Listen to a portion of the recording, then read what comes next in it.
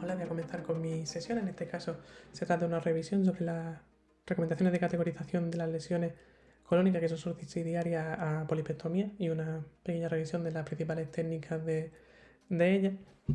Hablaré en un primer momento de las recomendaciones y los parámetros que debe incluir una adecuada categorización de estas lesiones en base a las diferentes recomendaciones, para luego posteriormente hacer una pequeña revisión de las principales técnicas en función de las características de los pólipos, tanto de polipectomía simple o, digamos, llamémosla así, a aquella resección que se puede realizar en el momento de la detección de la lesión, y de polipectomía avanzada, entendiendo aquella que requiere una mayor preparación y que generalmente no se realizan en el mismo momento del diagnóstico. Definimos el pólipo como una protuberancia en la luz del colon por encima de la mucosa circundante, y sabemos que tiene una relevancia tanto clínica por el riesgo de complicaciones o sintomatología, como predominando entre ellas el sangrado, y sobre todo por el riesgo y el potencial de malignización que tienen estas lesiones, dependiendo también del tipo de lesión histológica que sea, que no vamos a entrar por no extender demasiado la lesión, pero también en función de las características de la misma. De ahí que tenga y cobre especial importancia una adecuada caracterización de estas lesiones de cara a poder tomar la mejor decisión terapéutica. Los fundamentos de una adecuada caracterización es tener una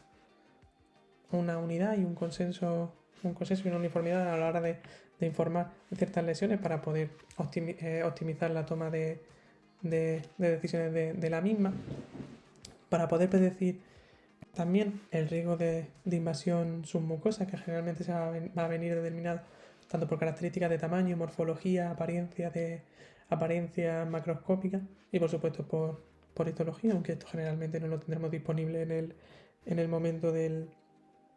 la endoscopia. Y también para poder optimizar así el adecuado tratamiento de estas lesiones, de cara a permitir o obtener un tratamiento que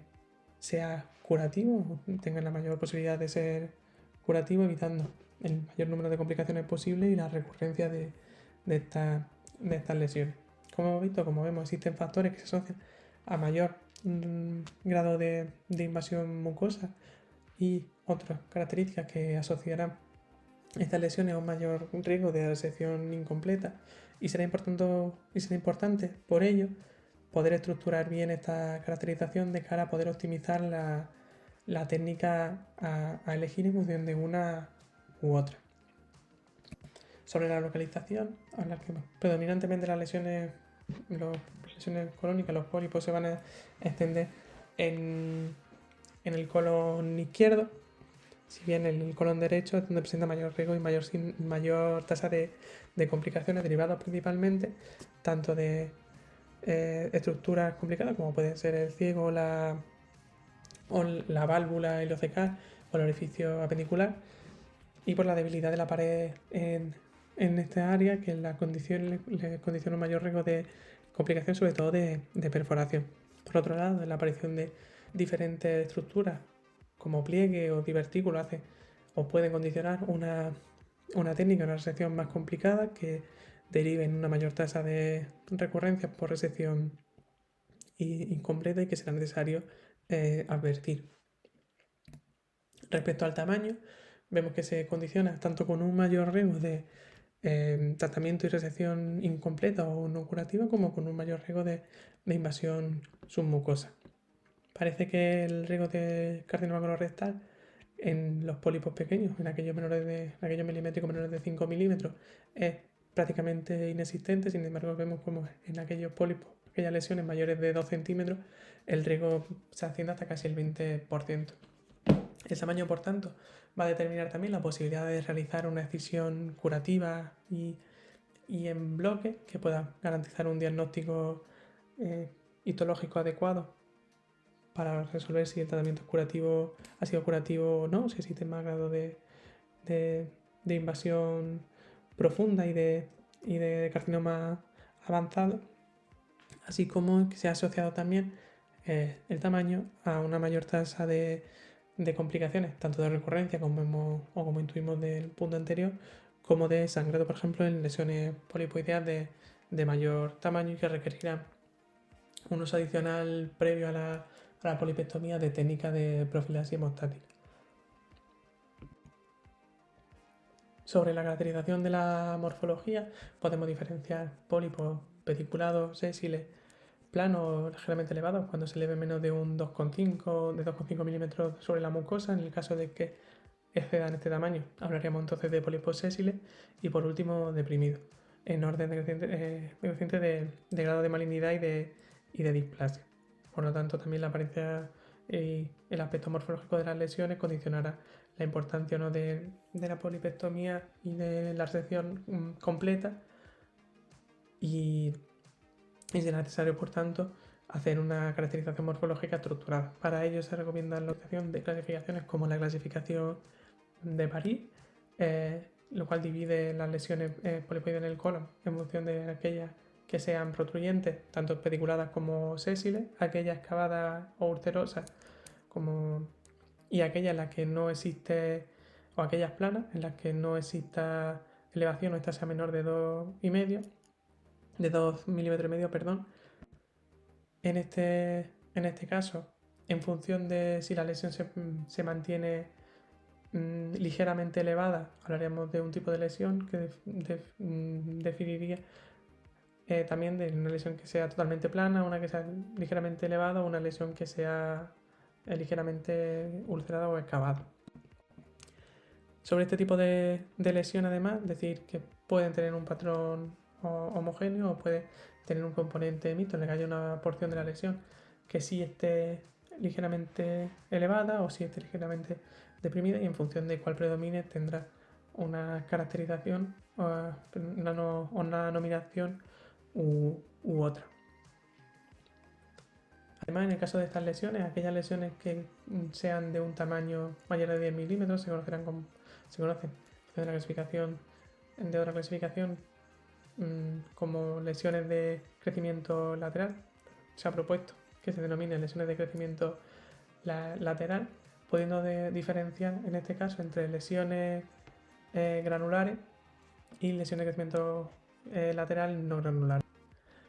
Aparezca un nódulo predominante superior al centímetro, esto se va a asociar con un mayor riesgo de invasión submucosa y pseudodiprimida, teniendo esta última el mayor potencial de invasión submucosa. Además, decir que cuando, independientemente del tipo de lesión, aquí tenemos una equivalencia entre este tipo de clasificación de lesiones granulares y no granulares con la clasificación de París, dando adecuada la nominación mediante cualquiera de las dos clasificaciones, pero recomendándose ambas para una mejor caracterización de la misma.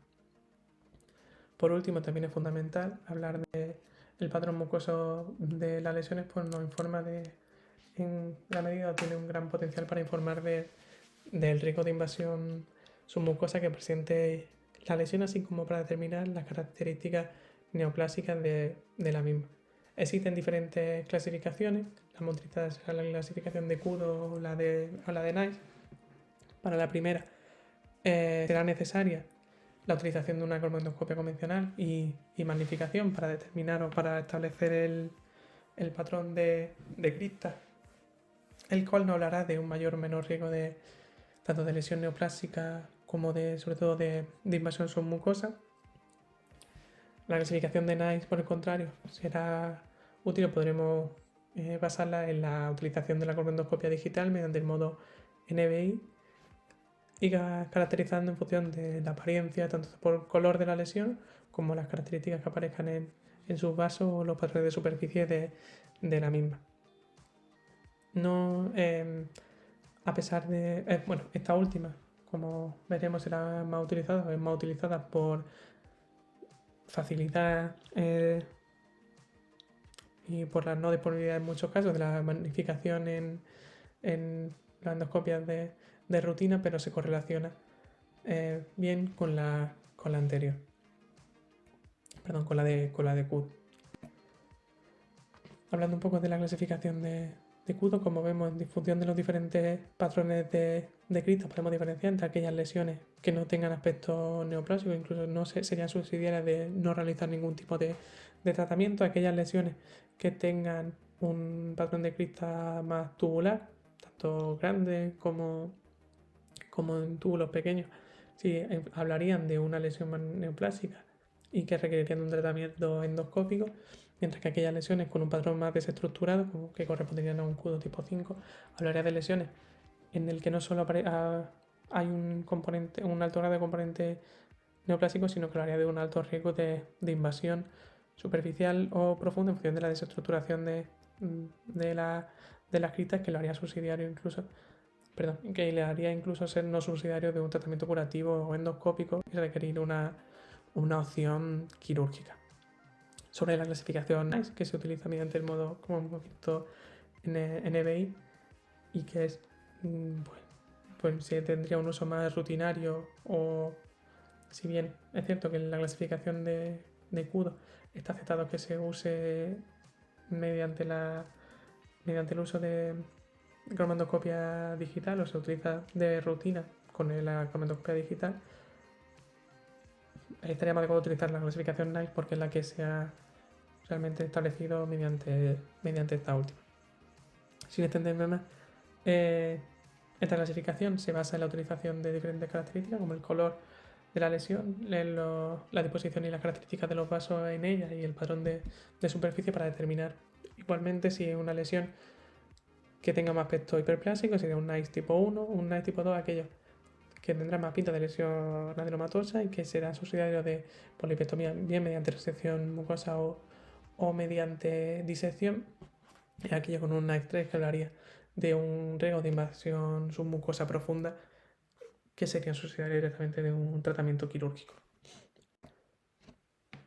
Otra característica que nos informan o que nos puede hablar del riesgo de invasión sería la presencia de úlcera o exudado, un sangrado espontáneo, la aparición de pliegue o otros cambios en la morfología de la lesión que hará que nos decantemos por un tipo de tratamiento u otro, como veremos más adelante. De cara a las diferentes técnicas de polipectomía, lo que se pretenderá siempre es tener una resección óptima y segura con el menor riesgo de complicaciones posibles, sabiendo que se deben realizar técnicas de excisión en aquellos pólipos que bien presenten sintomatología o aquellos que tengan potencial riesgo de desarrollo de cáncer colorectal. Una vez encontremos estas lesiones en una endoscopia diagnóstica, podremos plantear la resección inmediata en ese caso de algunas lesiones,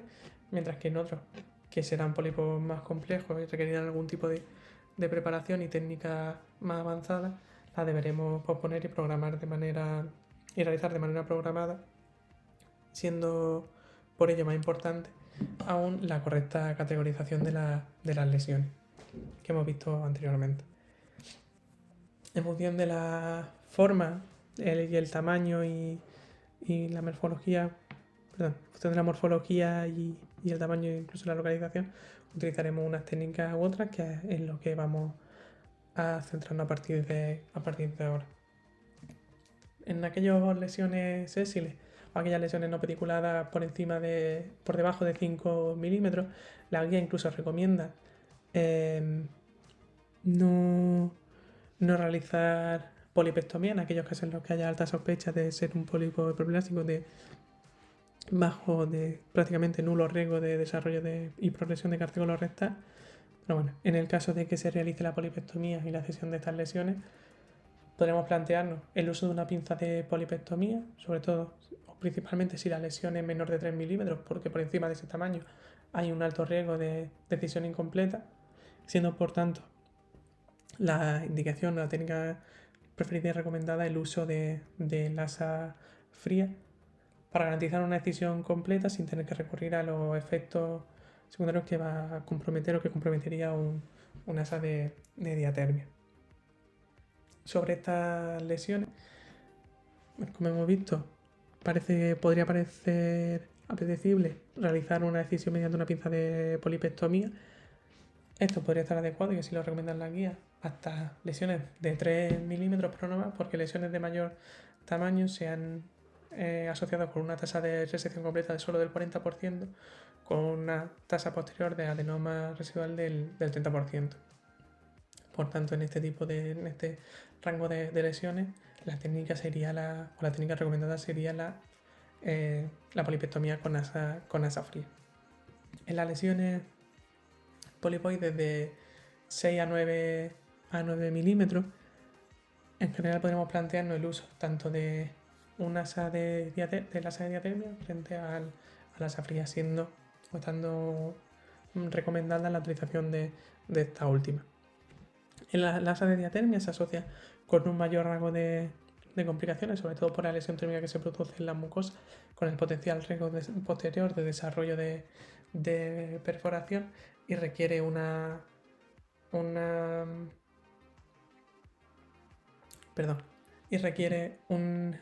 tiempo mayor de técnica y de polipectomía, con el también potencial mayor riesgo de complicaciones derivadas de ello. El asa fría tiene el riesgo de tener una decisión incompleta, sobre todo en aquellas lesiones de mayor tamaño, por lo cual será necesario comprobar mediante diferentes técnicas de colmandoscopia digital, como el modo NBI, que no existan lesiones residuales tras la técnica. También para ello, como veremos, existen diferentes asas de polipectomía que pueden favorecer o puedan ayudar a la resección completa de estas lesiones. Las que, por tanto, recomiendan, a pesar de este riesgo de decisión incompleta, la decisión mediante asa fría de estas lesiones no polipoides de menores de 9 milímetros, sobre todo por la similar eficacia y por el menor riesgo de lesiones posteriores, como vemos en las imágenes, derivadas del efecto de la lesión, del efecto térmico de la técnica con asa de diatermia.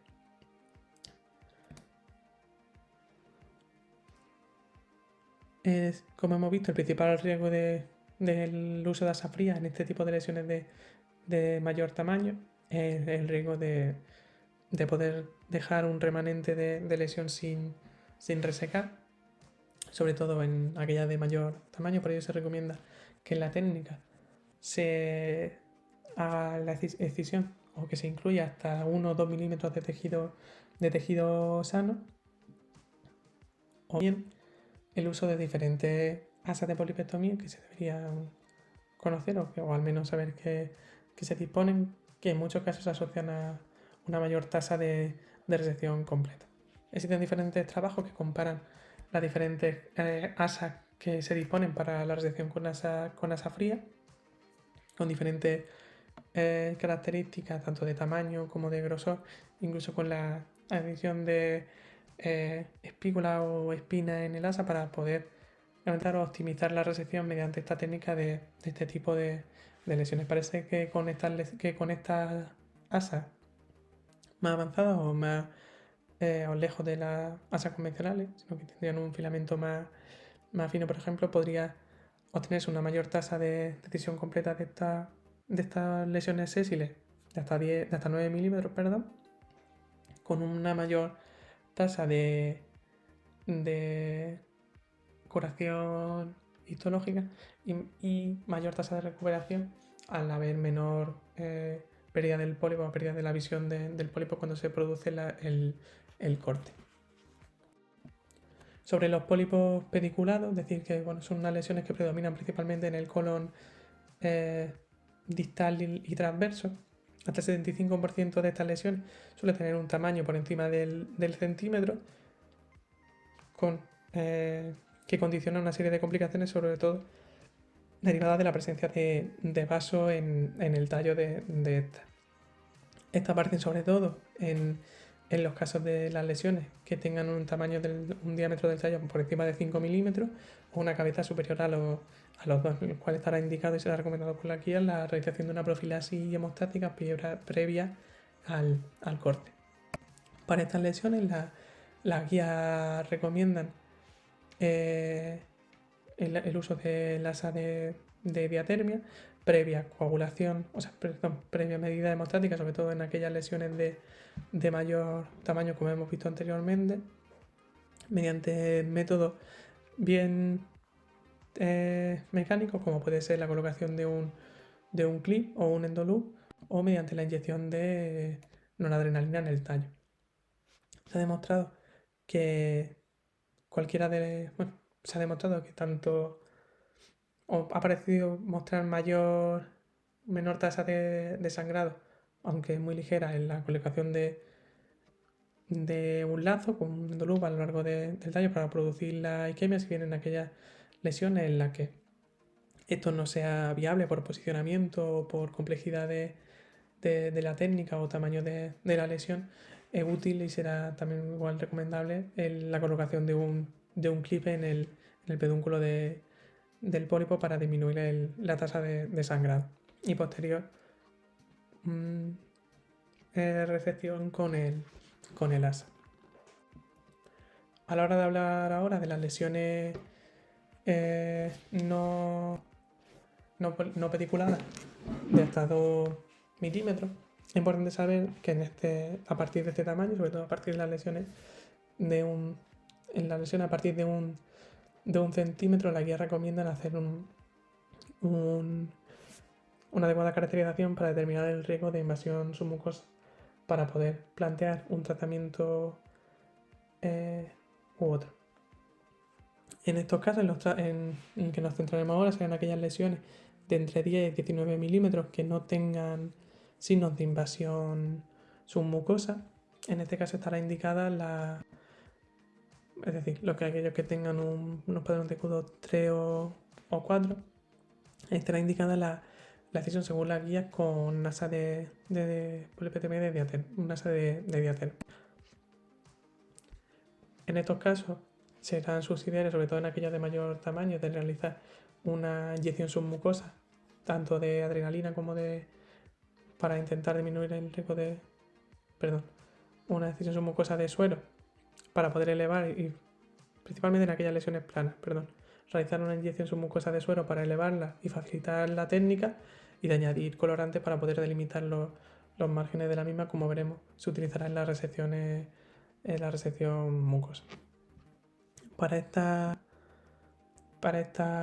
técnica, como hemos visto, la utilización de la inyección submucosa permitirá delimitar de manera más adecuada la lesión, facilitar la resección de la misma y disminuir el número de complicaciones. Generalmente, las guías van a recomendar que si en el caso de intentar una elevación submucosa, una inyección submucosa, no se produce la elevación de esta lesión, no realizar la polipectomía porque se asocia con un alto riesgo de invasión submucosa, y debería plantearse el tratamiento en un segundo momento. Para aquellos casos en los que exista un riesgo, tanto principalmente por localización, como puede ser las lesiones complicadas en el colon derecho, principalmente en el ciego, algunos estudios hablan de también una efectividad del asa fría en este caso, tras la inyección tras la inyección submucosa y elevación de la lesión, para disminuir el riesgo de complicaciones derivadas de la polipectomía con asa de diatérmica y la lesión térmica que se produce en la mucosa. Sobre las lesiones que requerirán una resección programada, dada la complejidad de las mismas, podemos hablar de pólipos complejos en función de las características que hemos visto anteriormente, tanto por localización, tamaño, clasificación de paríos, patrones de invasión o patrones mucosos como el Q2 o el NICE, que nos hagan orientarnos posteriormente hacia una técnica u otra, en función de si es necesaria o es suscitable una resección en bloque, o en el caso de que se sospeche una invasión submucosa, si es necesario o es posible una disección de este plano mediante la técnica de disección submucosa. Como hemos visto antes, era necesario en estas lesiones mayores de 1 centímetro realizar una determinación del patrón mucoso para valorar si existe riesgo o no de invasión, En el caso de las lesiones sin riesgo de invasión mucosa de más de 2 centímetros, la técnica establecida será la mucosectomía, generalmente en bloque, que será recomendable hasta lesiones de 20 centímetros hasta 25 en el recto. En el caso de que esta no sea posible, pues estaría indicada o sería subsidiaria de realizarse la mucosectomía en fragmentos. En aquellas lesiones en las que se sospeche una invasión submucosa, ya será necesaria la realización de una disección submucosa o incluso de una derivación para cirugía si esta no va a ser curativa porque se trata de una invasión avanzada que sobrepase la muscular de la mucosa, como veremos más adelante. Por lo tanto, para esas lesiones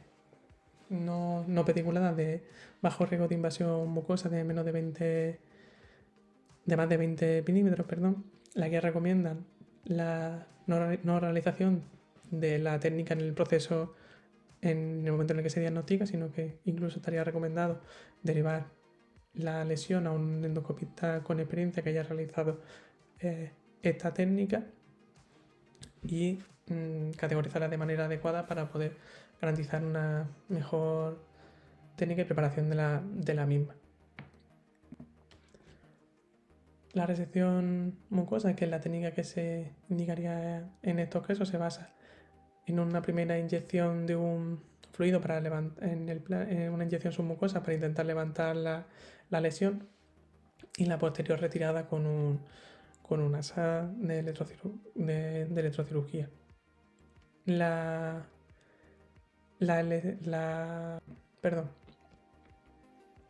Los objetivos de la resección submucosa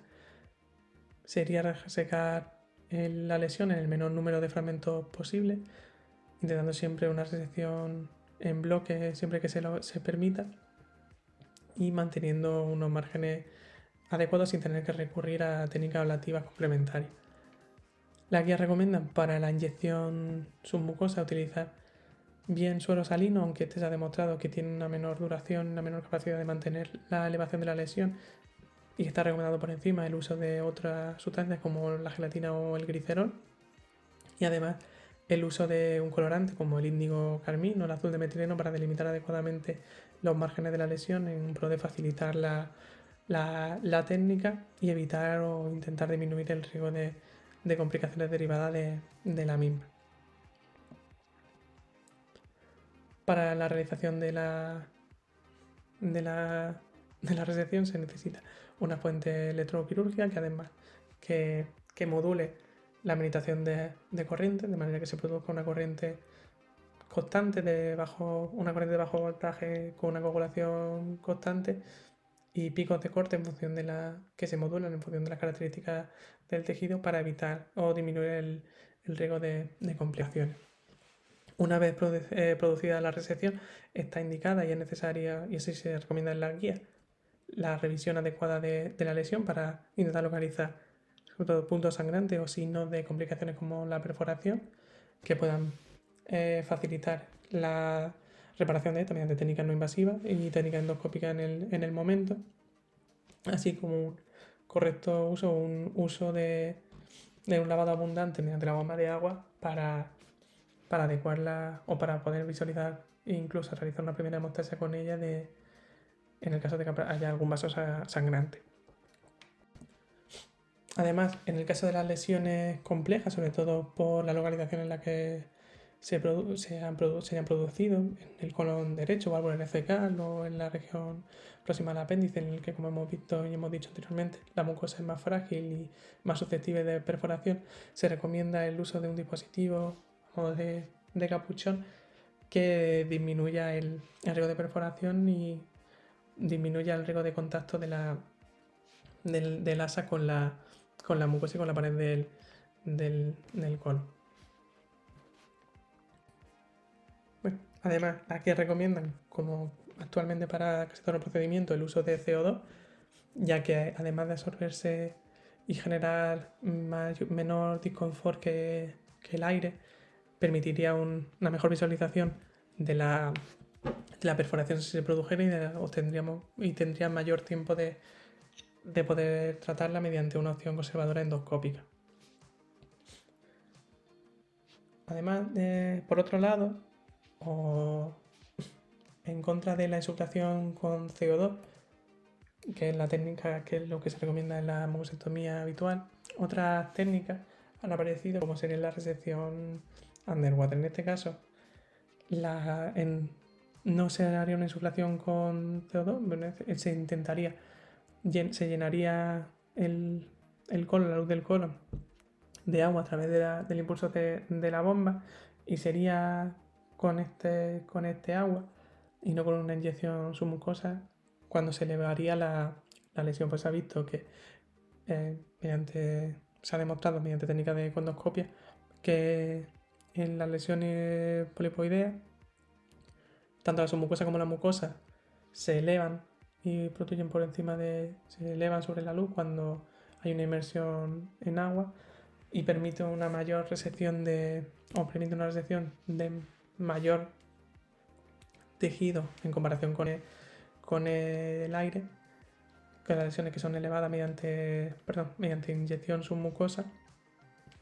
garantizando una mayor tasa de resecciones en bloque, además produciendo una menor tasa de perforación, poner menor riesgo de una menor tasa de perforación. Si hay una mayor tasa de riesgo de sangrado por la poca visualización que hay de la luz cuando hay por la inmersión en el agua del colon. Pero bueno, esta técnica, que es una renovación de la mucosectomía, de la resección mucosa clásica, parece tener una menor tasa de complicaciones totales, y se ha asociado además con una mayor tasa de resección completa, sobre todo para lesiones de entre 10 y 20 milímetros. Por otro lado, para lesiones de más de 20 milímetros, cuando ha demostrado tener aún menor riesgo o ser superior en cuanto a los riesgos y las complicaciones de la técnica. Además, se ha demostrado también que tiene, en diferentes estudios, que puede ser superior a la resección clásica, a la mucosectomía clásica, para la resección de adenomas recurrentes con más contenido fibrótico. Por último, podría ser una técnica también planteable para aquellas lesiones con una localización comprometida, como pueden ser aquellos que se sitúen cerca del orificio del orificio apendicular, por la menor tasa de complicaciones de perforación. Bueno, ya acabando, por último, las lesiones en las que sí se sospecha una invasión submucosa, como hemos visto, determinadas bien por el tipo de lesión, como pueden ser las lesiones de techo lateral granular, o sea, no glanulares, o aquellas que por un patrón de CUD o de NICE no sugieran una invasión mucosa, serán candidatas a disección endoscópica submucosa. Cuando una lesión haya sospecha de que invada el plano submucoso y llega a la muscular propia, ya no será subsidiaria de un tratamiento endoscópico y sería derivada a un tratamiento quirúrgico. Pero para todas esas lesiones, neoplasias superficiales que no lleguen a la muscular propia, este tratamiento podría ser curativo. Las guías recomiendan, por esto que hemos dicho último, que se realice una exhaustiva determinación del riesgo potencial de invasión mucosa profunda o superficial, pero de derivar directamente a estos pacientes a cirugía o determinar aquellos que sí serían subsidiarios de un tratamiento curativo endoscópico. De manera que la disección se va a dar principalmente para lesiones de gran tamaño con alto riesgo de invasión submucosa superficial, así como aquellas lesiones fibróticas o asociadas a una enfermedad inflamatoria intestinal, como los relacionados con la colitis ulcerosa. Está reservada para esas lesiones en las que haya bajo riesgo de que exista una extensión metastásica, tanto linfática como vascular, y tiene la ventaja sobre la mucosectomía y la resección endoscópica submucosa de una mayor precisión, de una mayor tasa de resección en bloque. Permite, por tanto, un diagnóstico histológico más preciso, una menor tasa de recurrencia y una posibilidad de curación de cáncer superficial cuando no haya invadido aquellas 1000 micras. Se produce, también similar a la técnica anterior, una inyección, en este caso que llega una inyección hasta el plano submucoso para elevar la lesión. En este caso se recomienda el uso de, igual que antes, de glicerol o ácido hialurónico para mantenerlo elevado durante más tiempo, junto con adrenalina para disminuir el riesgo de sangrado y colorante para determinar la lesión y los bordes. Se realizaría una disección mediante un bisturí endoscópico, diferenciando diferentes tipos de bisturí, aquellos que tengan una capacidad de corticoagulación o incluso aquellos que tengan corticoagulación e inyección y no haga falta cambiar de dispositivo para realizar la inyección ni la disección del plano submucoso posterior, y de manera entre aquellos que están cubiertos o no cubiertos por un capuchón, en función de, teniendo los primeros pues mayor seguridad sobre el tiempo de contacto con la lesión y por tanto mayor seguridad sobre complicaciones como la perforación. De manera similar, esto se uniría o se dispondría una fuente de electrocirugía que modularían el corte en función de las características, el corte y la coagulación en función de las características del tejido. Aquí por último, y para dejar reflejado las diferentes técnicas que recomienda la guía europea, la guía de la Sociedad Europea de Endoscopia Digestiva en función de las características de las lesiones, y hablemente de dos técnicas. La disección híbrida y la resección de peso completo. Sobre la primera, es decir, que básicamente se trataría de una resección, una combinación de la resección endoscópica mucosa y de la disección, cual se produciría una incisión de la mucosa circundante a la lesión mediante un bisturí endoscópico similar a la disección, para posterior hacer una resección mucosa con asa como la mucosectomía. Tiene menor tiempo y menor tasa de complicaciones comparado con la disección, y a su vez permite una mejor delimitación de la lesión y menor recurrencias en comparación con la resección mucosa. Está indicada principalmente para lesiones que puedan ser complejas, aunque se compliquen en el desarrollo de una disección submucosa, o para aquellos endoscopistas que no tengan tanta experiencia en la realización de esta técnica. Por último, la resección endoscópica de espesor completo, que está aparece gracias a dispositivos que incorporan un capuchón transparente con una asa precargada y que agarran y tiran de la lesión. Al tirar de la lesión colocan un clip que cerraría el defecto y darían seguridad a la resección de la lesión, y están indicadas principalmente para aquellas lesiones de gran componente fibrótico que tienen una técnica más difícil y un mayor riesgo de perforación. Ya por último, únicamente hablar de que de cara a la realización de estas técnicas avanzadas que requieren una programación posterior, las guías no recomiendan la biopsia de las lesiones por el potencial riesgo de fibrosis y complicación de la técnica con posterioridad, y estaría indicada una adecuada tanto caracterización como marcaje de la lesión, recomendándose un marcaje con spot previo a bond de suero salino para una mejor disipación del contraste y un menor riesgo de contacto con la lesión y por tanto un menor riesgo de fibrosis. Se debe realizar el tatuaje a 3 centímetros de la lesión, 3 centímetros más cerca del margen alar, y al menos en 3-4 cuadrantes para una mejor caracterización y visualización posterior de la lesión en la siguiente endoscopia en la que se vaya a realizar la técnica. Y esto es todo. Disculpad que haya sido un poco más extensa. No me he parado a hablar de las complicaciones en profundidad, pero bueno, creo que era así suficiente. Gracias.